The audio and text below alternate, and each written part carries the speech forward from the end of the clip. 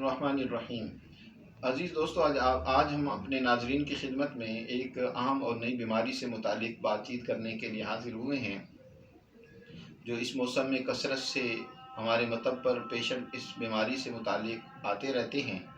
और वो है, एक तो पेशाब में जलन का होना, और बाज़ लोगों को तो पेशाब करते हुए सख्त तकलीफ़ भी होती है, जिसकी वजह ये होती है कि पेशाब के नाली में ज़ख्म हो जाते हैं। और इसी तरह पेशाब बाज़ लोगों को आता तो है लेकिन खुल कर नहीं आता। पेशाब करने के बाद भी ऐसा एहसास रहता है जैसे पेशाब अंदर मौजूद है, रुका हुआ है। और कई लोगों को पेशाब करने के बाद पेशाब के कतरे आते रहते हैं, जिसकी वजह से ख़ास तौर पर वो लोग जो नमाजी हैं, नमाज़ पढ़ते हैं, अल्लाह ने उनको तौफ़ीक दे रखी है, उनके लिए बड़ी मुश्किलात पेश आती हैं। वो परेशान होते हैं कि कैसे अपनी तहारत और पाकीज़गी हासिल करें।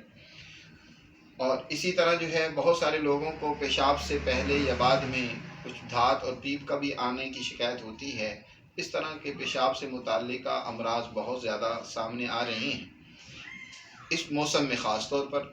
अज़ीज़ दोस्तों, इसकी बड़ी वजह तो ये होती है कि हमारे गुर्दों में आजकल सोज़श और इन्फेक्शन की तकालीफ ज़्यादा हो चुकी है, इन्फेक्शन बढ़ चुकी है, क्योंकि मौसम भी गर्म खुश्क है और इसके साथ साथ हमारी ग़िज़ा में भी गर्म अशिया कसरत से रहती हैं, ख़ास तौर पर फ़ास्ट फूड वग़ैरह, और उसकी वजह से ये गुर्दों में सोज़श हो जाती है और ये अमराज़ बौलिया यानी पेशाब से मुताल्लिक़ अमराज पैदा होना शुरू हो जाते हैं।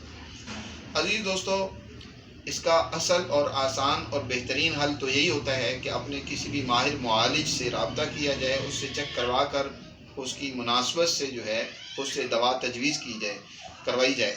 लेकिन फिर भी मैं अपने नाज़रीन की खिदमत में 2 नुस्खे अर्ज़ करता हूँ, इंतहाई मुफीद और कारआमद हैं। और इंशाअल्लाह ये जो अमराज जिनका मैंने ज़िक्र किया है, इसमें भी और इससे के अलावा बहुत सारे अमराज में भी ये आपके लिए फ़ायदेमंद होंगे।